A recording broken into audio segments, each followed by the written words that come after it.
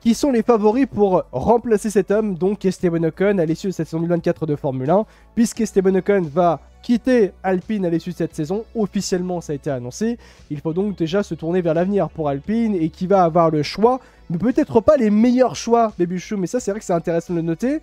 Alpine, qui est pourtant une écurie constructeur en Formule 1, qui a un projet constructeur en Formule 1, eh bien, a plusieurs choix, et aura plusieurs...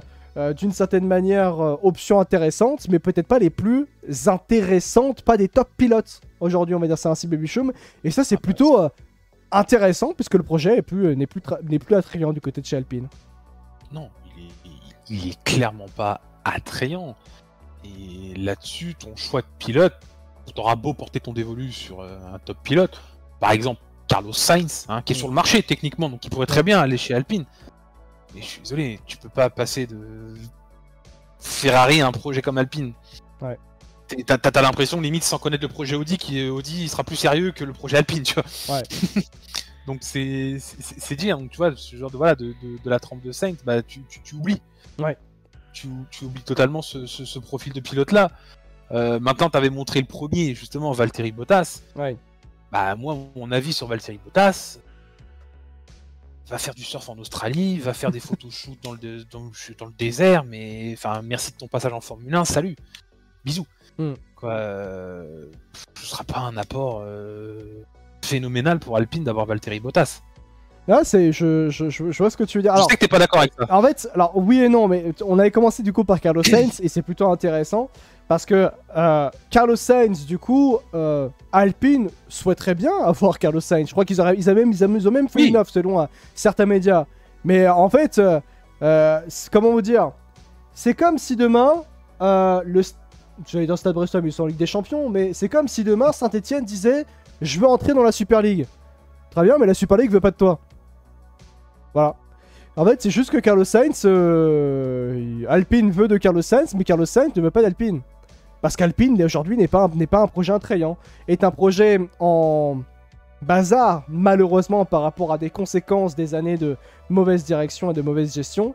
Et on en arrive à une situation où un pilote comme Carlos Sainz, qui est sur le marché, où Alpine aurait dû être une force en présence, bah Alpine ne peut pas attirer Carlos Sainz. Et Carlos Sainz aurait décliné l'offre justement d'Alpine, et c'est absolument pas étonnant, Baby Show. Oui, c'est pas étonnant. Maintenant, la situation de Carlos Sainz, effectivement, sur le papier, c'est pas une écurie pour lui. Et t'as l'impression que un pilote comme Carlos chez Alpine serait trop grand pour Alpine au final. Tu vois, où Alonso était là pour la reconstruction, au final ça l'a pas fait, il est parti. Sainz, ça serait justement pour colmater et encore même pas reconstruire un édifice chez Alpine, et il sait très bien qu'il n'aura pas les capacités pour le faire, ni les armes pour le faire. Donc là-dessus, ça serait pas un bon plan pour lui. Maintenant, on en parlait tout à l'heure de la situation de Carlos Sainz. À force d'attendre des siècles et des siècles, ça se trouve que Alpine deviendra un choix par défaut pour lui, et que ça serait un choix, je trouve, pas idéal. Ah non, clairement pas. Pour son projet de carrière, après ce qu'il nous a vendu et ce qu'il nous a déclaré, et les performances qu'il a pu nous apporter sur le début de saison avec Ferrari, quoi. Oui, c'est vrai. Et tu le rappelles, Mesure Papaye, Carlos Sainz, qui était un ancien pilote Renault, et qui a été débarqué par Renault parce que Renault voulait prendre Daniel Ricciardo, si je ne me trompe pas. Et donc, de ce fait-là, eh bien, il n'aurait pas tout de même envie de retourner à Enstone, Carlos Sainz, par faute de projet attrayant. C'est pour ça qu'on va pas parler de lui très longuement pour aller du côté de chez Alpine. Mais par contre, Valtteri Bottas, c'est différent. Alors, il faut savoir que Alpine est très intéressé par Valtteri Bottas, selon les dernières informations récentes. Valtteri Bottas est sur les tablettes de Williams, mais également de Alpine. Pour ce qui est de l'écurie là où il est actuellement, donc Sauber qui va devenir Audi, il aimerait rester du côté de chez Sauber, mais il sait que très bien que ça va être compliqué, puisque la priorité d'Audi, c'est Carlos Sainz qui prend son temps. Mais il regarde du coup Williams et justement Alpine. Et il faut savoir que Alpine et Williams sont fermement intéressés donc par Valtteri Bottas. Et l'une des choses qui est assez intéressante par rapport à Valtteri Bottas pour Alpine, c'est que Bottas veut rester en Formule 1 pour au minimum 2 ans. Il veut s'inscrire ne serait-ce que déjà dans un projet long-termiste. Ce qui pourrait effectivement plaire à Alpine, Baby Choum. Pourquoi ?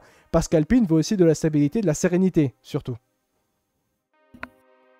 La stabilité, de la sérénité. Maintenant, si tu changes de pilote toutes les 2 saisons sans résultat probant, ta stabilité, Oui. Tu l'as pas vraiment, quoi. Si c'est pour signer Bottas pour espérer avoir mieux dans 2 ans, bon, c'est pas dingue. Il suffit qu'il rate le coach 2026 encore une fois. Oui. Super, Bottas part et tu prendras qui à la place? T'auras certainement pas un top pilote. T'auras peut-être même pire que Valtteri Bottas, tu vois. Ouais. Donc c'est pas non plus un gage de stabilité et de sécurité. Aujourd'hui, la situation d'Alpine, je veux dire, ils sont plus à ça près. Oui. Ils sont plus à ça près, ils ont pas besoin forcément d'un pilote d'expérience. Les 2 pilotes d'expérience, ils les avaient. Ils les ont encore aujourd'hui et ça marche pas. Donc il y a un moment, c'est pas en faisant revenir Valtteri Bottas en fin de carrière que ça ira forcément mieux. Maintenant, si Bottas veut rester à tout prix en Formule 1, oui, Alpine reste une bonne option pour lui. Bien sûr. Maintenant, encore une fois, comme j'ai dit, moi je le vois plus proche du départ qu'autre chose en fait. Ouais. C'est juste ça. C'est vrai qu'on se posait beaucoup de fois cette question, est-ce que c'est pas la dernière saison de Valtteri Bottas en Formule 1? Semblerait-il que non, puisque aussi je rajoute par rapport à Valtteri Bottas, et c'est plutôt intéressant, que Bottas estime qu'il est sûr à 99% de rester en Formule 1 l'année prochaine. Il est très confiant, Valtteri Bottas. Hein. Moi, au début, je pensais pas qu'il allait être confiant. Hein. Puis finalement, les choses... Ouais, les il choses est très se font. confiant. Mais encore une fois, c'est pas un Lewis Hamilton. C'est pas un Fernando Alonso, tu vois. Il est très bon, il a été très très bon quand il est arrivé en Formule 1. Bottas, c'est un crack, hein, vraiment. Il était excellent avec Williams, il n'y a rien à dire. Maintenant, tu retournes avec Williams à la place de Sargent, bah super, tu bloques un rookie. Tu vas chez Alpine, bah tu bloques potentiellement l'arrivée d'un rookie aussi. Et tu donnes pas la possibilité à des jeunes en fait de passer l'étape de la Formule 1 qui est cruciale dans leur carrière. Et c'est peut-être des trains, encore une fois, on en parlait sur certains lives, c'est des trains que les jeunes n'auront peut-être jamais l'occasion en fait d'avoir. Donc c'est pour ça qu'en fait Bottas pour moi n'a pas non plus être encore en F1 l'année prochaine. Pour ça, pour toi, c'est pas une bonne option pour Alpine d'aller chercher un Valtteri Bottas? Non, même pour un an. Non, pas dans la situation aujourd'hui dans laquelle est Alpine, clairement pas. Ok. Ouais, c'est vrai qu'on n'est pas d'accord. Ah mais non, mais c'est pour ça. En fait, pourquoi à mon sens, moi de mon côté, c'est peut-être pas la bonne option. C'est une bonne option plutôt. Parce que c'est un pilote qui a de l'expérience. Je trouve que ce qu'il fait avec Sauber, alors que la voiture elle est catastrophique, il fait du bon boulot, du bon taf. Et que du côté de chez Alpine, ça peut faire du bien à Alpine bien sûr, mais également surtout un aspect où le gars veut quand même s'engager en Formule 1 pour 2-3 ans. Pour Alpine, c'est une bonne chose d'avoir de la stabilité. Indépendamment du fait d'aller mettre un jeune pilote, parce que je trouve qu'aller mettre un jeune pilote dans la situation aujourd'hui qu'est Alpine, c'est peut-être pas la meilleure des situations, tant la crise est tellement importante du côté de chez Alpine. Donc plutôt peut-être que c'est mieux d'aller chercher un pilote qui a de l'expérience en Formule 1 et qui comprend la situation, j'ai envie de dire ça. Tu vois? Ouais, mais alors dans ce cas-là, ça convient plus au projet Williams. Peut-être. Oui, bien sûr. Oui. C'est... Tu regardes sur cette saison, même depuis 2 ans, en fait, t'as l'impression que Williams se donne plus de garanties de remonter dans la hiérarchie qu'Alpine, en fait. Ne serait-ce que dans la structure, dans les décisions prises et dans les hommes mis en place. Ça a été un petit peu brouillon. Voilà, il y a 2-3 saisons chez Williams, pardon, on a l'impression, là, depuis, bon, c'est un peu plus calme et qu'on essaye un petit peu de se restructurer, notamment avec James Walsh, quoi, tu vois. Il y a des décisions, effectivement, ultra compliquées à prendre, notamment du Lucas Sargent. Bref, avec cette histoire de châssis. Mais si quelqu'un a besoin d'expérience pour pouvoir remonter, c'est plus Williams qu'Alpine. Ouais, d'autant plus que dans les situations d'Alpine, un Bottas, c'est le mec qui fait pas de polémique aussi, c'est vrai. Je suis d'accord avec toi, c'est vrai que lui, il ne fera pas de polémique. En tout cas, voilà pour l'option Valtteri Bottas. L'une des autres options, les amis, c'est l'option du pilote chinois Zhou Guanyu. Je pense qu'on l'oublie beaucoup, Baby Chou, mais Zhou Guanyu peut être du moins l'un des favoris pour s'engager avec Alpine. Bon pilote en Formule 1, quoi qu'on en dise, il a fait des performances très intéressantes. Mais désormais, son avenir en Formule 1 s'écrira hors Sauber et hors Audi. Pourquoi il est extrêmement intéressant pour Alpine d'envisager un Zhou Guanyu, et même d'ailleurs, il s'affiche comme un pilote qui aurait déjà des discussions avec le groupe Renault pour s'engager avec Alpine. Parce qu'en fait, il est bon de rappeler que Zhou Guanyu est un pilote chinois. en tant que pilote chinois, c'est un pilote qui est marketingement et commercialement extrêmement intéressant, qui a un marché de plus d'1 milliard derrière lui. Et il est bon de rappeler que le groupe Renault en Chine et sur le continent asiatique est déjà bien implanté. Autre point aussi, le groupe automobile Geely est un groupe chinois qui est très proche du groupe Renault. Il est dit justement que Geely est prêt à utiliser Zhou Guanyu comme force marketing et commerciale pour utiliser Zhou Guanyu et donc le voir signer du côté de chez Alpine pour encourager une force marketing et commerciale. Et c'est pour ça que la vision de voir Zhou Guanyu du côté de chez Alpine, Baby Choum, n'est pas à exclure parce que c'est peut-être le favori aujourd'hui commercialement, marketing en parlant et même du point de vue sportif. Oh, je pense que tu peux juste arrêter à l'aspect commercial. Oui, parce que tu vois, quitte à être mauvais pour Alpine, autant en tirer de l'argent quand même, tu vois. Ouais, enfin bon, dans ce cas-là, autant limite se retirer de la F1 et puis aller s'exporter en Chine, tu prends toujours un ambassadeur, et puis c'est bon, ça le fait aussi, tu fais quelque chose à droite à gauche, mais... Ouais. Ouais, je sais pas, oui, là c'est uniquement du marketing. Je sais pas si c'est moi ou quoi, mais c'est vrai que j'ai du mal à voir Joe s'inscrire dans le projet Alpine, on va dire à minima pour les 2 prochaines saisons. Partons de ça là, parce que c'est sûr que les contrats de plus de 2 ans, visiblement, c'est compliqué, mais... Ouais. Non, je sais pas, j'arrive pas à faire l'association, en fait, Joe Alpine. Qui a été, je rappelle, pilote de l'Alpine Academy par le passé. Qui aurait pu même avoir une opportunité d'y aller, justement, avant le retour fracassant d'Alonso, mais qu'au final, on ne l'a pas placé. Alors, certes, c'est des débuts corrects, c'est une deuxième saison où voilà, il essaie de confirmer, où c'est évidemment bien plus compliqué, avec un steak haché dans les mains, mais... Voilà, là-dessus, niveau performance, on peut pas lui tomber dessus, mais je sais pas, moi cette association, en tout cas sur la piste, me fait pas non plus forcément rêver de fou, quoi. Par contre, si Alpine veut chercher de l'argent, bon bah là, par contre, oui, c'est jackpot. Ouais, là c'est jackpot. Mais après, moi je trouve que ce serait pas un mauvais choix, très loin de là. Je trouve que c'est quand même un pilote qui a été sérieux, qui est extrêmement bosseur, extrêmement travailleur. Il a prouvé dans sa deuxième saison, comme tu l'as dit. Sa première saison aussi a été extrêmement intéressante. La troisième, malheureusement, bah, elle est mauvaise, hein. Enfin, non pas, peut-être pas par sa faute, mais surtout par la faute de Sauber, en fait, qui a fait une voiture absolument catastrophique. Donc ça joue aussi. Il est vrai que j'ai envie de dire que Joe a quand même eu l'opportunité de quitter le giron Alpine pour s'engager en Formule 1 avec Alfa Romeo Sauber à l'époque. Hein. C'était pas simple de réaliser ça, hein. Il a réussi à faire ça quand même. Hein. Mais il est vrai aussi également, il m'a noté que Zhou Guanyu a failli quitter la Formule 1 en mi-saison dernière parce que les factures n'étaient pas payées. Théo Pourchaire était pas loin de remplacer Zhou Guanyu en cours de saison l'année dernière. Il est bon de ne pas l'oublier aussi également. Donc voilà par rapport à Zhou Guanyu. Il y a un autre pilote aussi qui peut être candidat, ou du moins lui se porte candidat, c'est Mick Schumacher. Mick Schumacher qui est un pilote aujourd'hui Alpine, puisqu'il est en endurance en WEC, Mick Schumacher. Eh bien lui il pousse fortement pour être de retour sur la grille de Formule 1 l'année prochaine. Est-ce que ce sera du côté de chez Alpine ou peut-être même du côté de chez Mercedes s'il est candidat, puisque je rappelle que Mick Schumacher est 3ème pilote du côté de chez Mercedes, mais ça semble compliqué, Baby Choum, de voir un Mick Schumacher revenir sur la grille, et même ne serait-ce que du côté de chez Alpine. C'est ça. Bah, de toute façon, Steiner a dit non.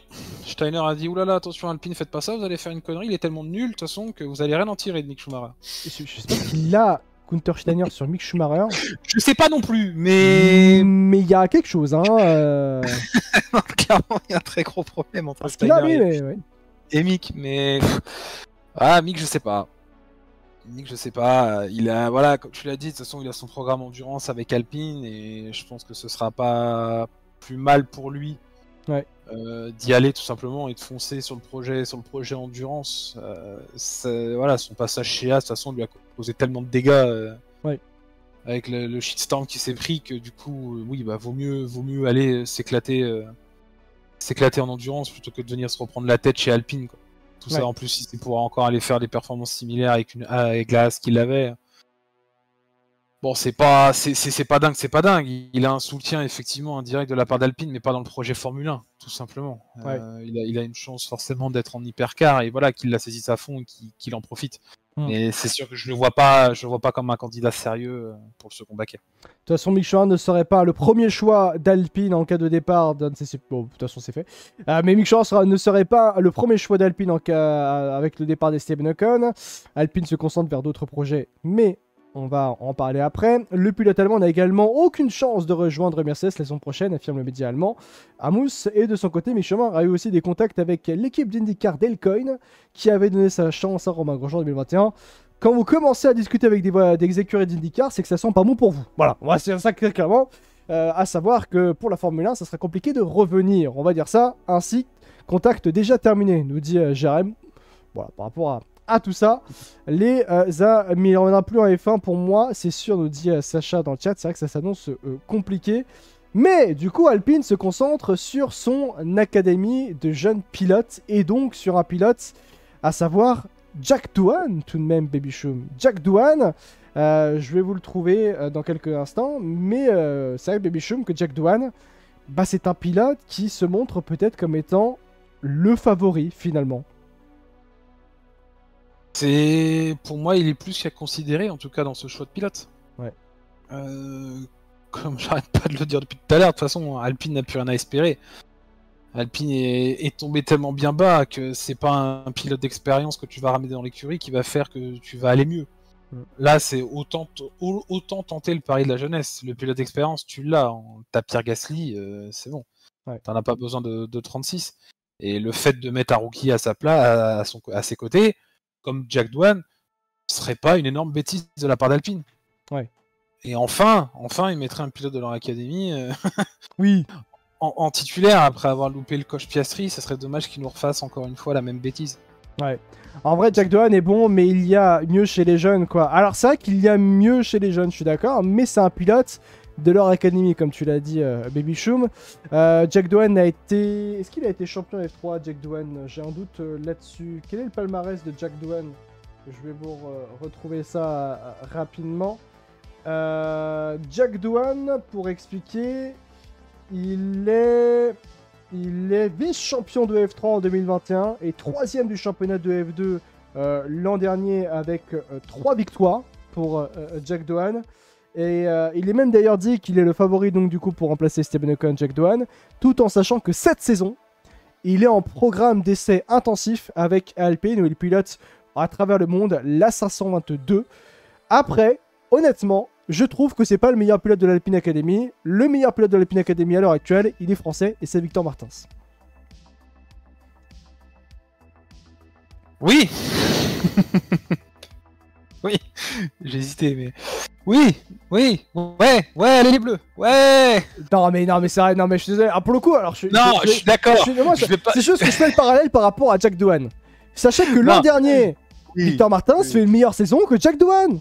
Il fait une meilleure saison que Jack Doohan l'an dernier. Pour sa première saison. L'an dernier, Victor Martins fait une saison où il est le meilleur rookie de la saison de F2 pour sa première saison. Il est l'année précédente champion FIA F3 Victor Martins, ce que n'a pas été Jack Doohan. Et en fait, il y a plusieurs choses qui montrent quand même que par rapport au talent et par rapport à ce qui est montré, Victor Martins est meilleur que Jack Doohan. Et si Jack Doohan est promu pilote à la place est promu titulaire à la place donc de Esteban Ocon et non pas Victor Martins, je trouverais ça très très dur parce que imaginez juste une chose, Victor Martins à la fin de cette saison de F2 il est champion, même si la saison de F2 de Victor Martins n'est pas bonne à laquelle à cause de performances de Grand Prix où ça a été compliqué et aussi par sa faute parfois, mais le titre il est pas fini. Mais juste imaginez juste une seconde, Martins devient champion à la fin de cette saison, Alpine fait quoi? On fait quoi de Victor Martins? Ah mais je suis d'accord, pour ça encore faudrait essayer d'être champion. Ouais. Le truc en fait c'est que si on veut faire le comparatif encore du passage F2 entre Doohan et Martins, Doohan a été une première saison timide, ensuite il se fait battre de peu par Victor, mais il finit quand même 3ème. Là, ce début de saison de Martins, bon, faut être honnête. Il est pas bon. Ouais, il est pas bon. Il y a beaucoup d'occasions ratées. Et ça peut lui porter préjudice. Je suis d'accord. Il y a une confirmation qui peine en fait à arriver, tout simplement. Là où c'est un peu la trajectoire inverse avec Isaac Hadjar, qui malgré de la mauvaise chance l'année dernière, ça a été très compliqué. Et cette saison, voilà, il est en lutte pour le titre, tu vois.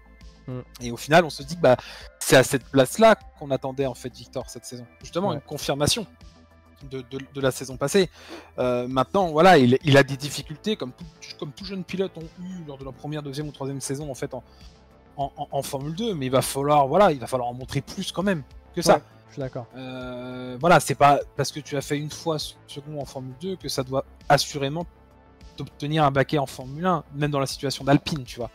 Il y a, voilà, Martin c'est très bon, ça on le sait, il n'y a pas de problème, on sait de quoi il est capable. Mais voilà, il va falloir que sur la suite de la saison en Formule 2, ce soit mieux que ça, qu'il corrige sa copie et qu'il nous rende de meilleures performances. Et là, après, effectivement, on pourra espérer peut-être le voir potentiellement dans ce baquet-là. Mais pour moi, il fait partie de la shortlist, en tout cas assurément. Il n'est pas forcément en tête de liste, mais en tout cas, il fait partie de cette shortlist-là, parce que pour moi, Alpine, c'est l'occasion rêvée de donner la chance à ces jeunes. Oui. Tout simplement. C'est vrai que aussi un point qui a noté, c'est que donc du coup le début de saison est préjudiciable pour Victor Martins pour peut-être l'année prochaine. Il y a aussi un point qui va peut-être mal jouer pour Victor, c'est le fait qu'il ne faut pas que la prise de décision arrive trop tôt, parce que si Alpine se base sur le début de saison de Martins, on n'est pas dans la merde. Hein. Ouais, mais c'est ça. Il faut espérer que ça arrive en octobre, hein, la prise de décision pour Alpine. Après, on va oublier sa P2 en qualif à Monaco devant Isaac, qui est le meilleur pilote de la grille de F2 actuellement. Même au final, il choque ses départs, c'est vrai aussi également. Donc, il y a ça à prendre en compte. Voilà un peu pour... parmi les candidats, peut-être du côté de chez Alpine pour remplacer Esteban Ocon, ça va se jouer donc forcément entre Valtteri Bottas, Carlos Sainz peut-être, mais qui a déjà dit non. Zhou Guanyu, Mick Schumacher, qui semble pas être un favori, mais qui est quand même dans les candidats. Victor Martins et Jack Doohan. Ça fait quand même 6 candidats tout de même pour Alpine.